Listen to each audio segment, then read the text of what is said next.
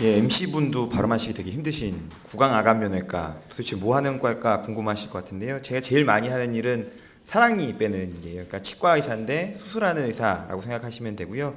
그러다 보니까 여러분께 이제 임플란트에 대해서 좀 알려드리려고 오늘 자리에 그런 내용으로 준비했습니다. 아마 아버님, 어머님들 많이 아실 텐데요. 임플란트가 일부 보험 적용이 받게 됐어요. 그래서 현재는 처음에 75세부터 시작했던 게 65세 이상 되신 어르신들은 평생에 2개까지 임플란트 급여 적용을 받을 수 있게 됐습니다. 그러다 보니까 아무래도 그 전에 금액적인 문제 때문에 임플란트 치료를 주저하셨던 분들도 많이 임플란트를 하시게 됐는데요. 앞서 여러 교수님들이 설명하셨던 것처럼 당뇨병이라는 게 아무래도 연세가 드시고 좀 나이가 드시게 되면 자연히 많이 따라오게 되고, 그러다 보니까 임플란트를 하려고 보니 당뇨병이 마침 있는 이런 경우가 굉장히 흔하게 됐어요. 그래서 오늘 이제 합병증이나 환자 상태 평가, 그다음에 임플란트 치료가 가능한지, 또 임플란트 치료하는 경우에 당뇨병 환자들한테는 어떤 위험성이 있는지 이런 내용을 간략히 보고자 합니다. 그래서 당뇨병이 있는 환자들 같은 경우에는 이제 구강 내 건조증, 구강 건조증이 잘 생겨요. 침샘이 약간 기능이 떨어지면서 침 분비가 좀 줄어들게 되거든요. 그래서 입안이라는 게 약간 침이 잘 나와서 축축한 상태로 있게 되면 우리가 식사를 하고 나서 생기는 음식물 부스러기들이 어쩔 수 없는 상황으로 바로바로 양치질을 못할 때가 많잖아요. 그러면 이제 그런 것들이 침들이 나오면서 약간 씻어내주는 작용을 하게 되는데, 입이 마르다 보니까 아무래도 음식물이 자꾸 입안에 남게 되고, 우리가 음식물을 먹는 것처럼 입안에 살고 있는 세균들도 그 음식물을 자꾸 먹고 살다 보니까 세균들이 잘 증식하게 되는, 점점 악순환이 돼서 당뇨병이 없는 환자에 비해서는 감염도 잘 생기고, 또 아까 교수님들이 설명한 것처럼 혈관 질환이나 또 상처 치유가 지연되기 때문에 세균들이 더 살기 좋은 상황을 자꾸 만들어주게 됩니다. 그래서 여러분 뭐 아버님, 어머님들 이제 혹시 임플란트를 하시게 되거나 아니면 뭐 다른 치과 치료를 하시게 돼서 치과에 가시게 되면 당뇨가 있으신 분들은 미리 내가 당뇨가 있다고 얘기를 해주셔야 돼요. 그래서 만약에 약을 드시고 당뇨 조절이, 혈당 조절이 잘 되는 경우라면 당뇨병이 없는 분과 동일하게 치료받고 그 이후에도 관리를 하시면서 지내실 수 있어요. 하지만 혈당이 잘 조절되지 않는다거나 아니면 당뇨 치료를 받고는 있지만 혈당이 좀 높게 유지된다면 해당 담당 내과 선생님과 치과 선생님이 충분히 상의를 해서 치료 시기를 좀 지연시킨다던가 아니면 혈당을 좀 더 조절한 다음에 임플란트 치료를 하거나 하는 계획에 약간 변경이 있어야 될 수 있기 때문에 반드시 당뇨 치료를 받고 있다거나 아니면 내가 당뇨 진단 받은 기왕력이 있으면 반드시 얘기를 해주셔야 됩니다. 그래서 아까 말씀드린 것처럼 공복 혈당이 110 미만, 또 당화혈색소가 6.2 미만이면 관리가 잘 되고 있는 편이기 때문에 당뇨병이 없으신 분과 특별히 다른 것 없이, 또 그 결과 차이도 크게 차이 없이 임플란트 치료를 시행 받으실 수 있고 또 잘 쓰실 수 있어요.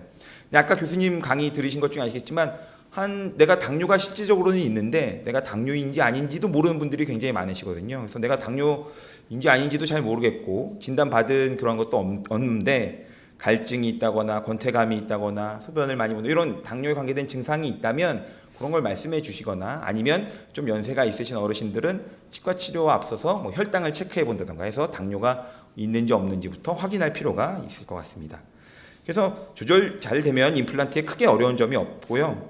또 하나 이제 임플란트랑 당뇨병이랑 연관 짓자면 이제 이가 없어서 부실할 때는 잘 못 드시던 분들도 임플란트를 하고 나서 이들이 생기면 잘 드시게 되고, 그러다 보면 식욕이 늘어나서 오히려 치료를 하고 나서 혈당이 좀 관리가 잘 안 되는 경우도 있어요. 그래서 임플란트를 하고 나서도 임플란트 주위에 생기는 염증 관리 때문에 꾸준히 내과 치료를 받으실 필요가 있습니다. 그래서 또 한 가지 당뇨병 환자가 임플란트 시술을 받을 때 주의해야 할 점 중에 하나가, 우리 왜 치과 의자에만 앉아도 괜히 겁이 나고 무섭고 떨리고 그렇잖아요. 그리고 하고 나면 입안에 상처가 생기기 때문에 식사하시는데 좀 불편감이 생겨요. 그래서 당뇨병 환자분들은 당뇨약은 계속 드시는데 식사를 제대로 못 하시면 오히려 또 저혈당에 빠질 수 있는 위험이 있기 때문에 그런 거는 시술하기에 앞서서 뭐 담당 치과 의사랑 내과 의사 선생님이랑 충분히 잘 상의해서 그런 계획을 세울 필요가 있습니다.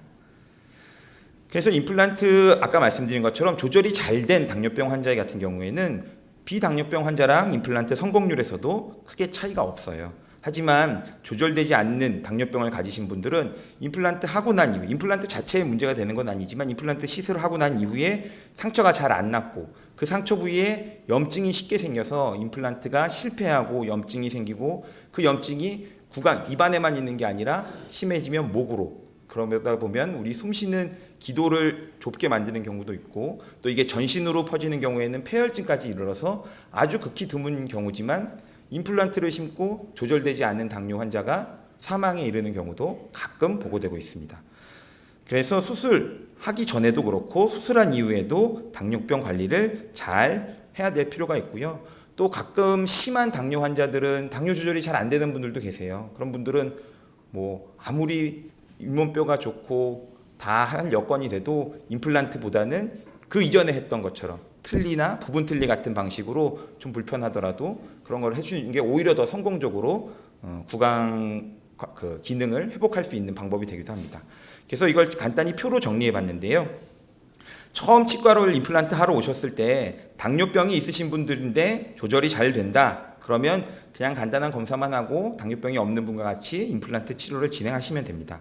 그런데 당뇨병이 있고 현재 치료 중인데 관리가 잘 된다면 마찬가지로 하면 되지만 관리가 잘 안 되거나 공복시 혈당이 너무 높다, 당화혈색소가 조절이 안 되고 너무 높다면 관리받고 계시는 내과 선생님과 상의해서 약을 조절한다든가 혈당을 훨씬 더 조절되는 수준으로 낮춘 이후에 임플란트 치료를 하거나 아니면 그런 것마저도 어려울 경우에는 임플란트 대신 원래 있던 방법인 틀니 같은 다른 방법으로 치료하시는 게 보다 건강한 구강 기능 회복 또 구강 위생 관리 위해서도 훨씬 바람직할 거라고 생각됩니다.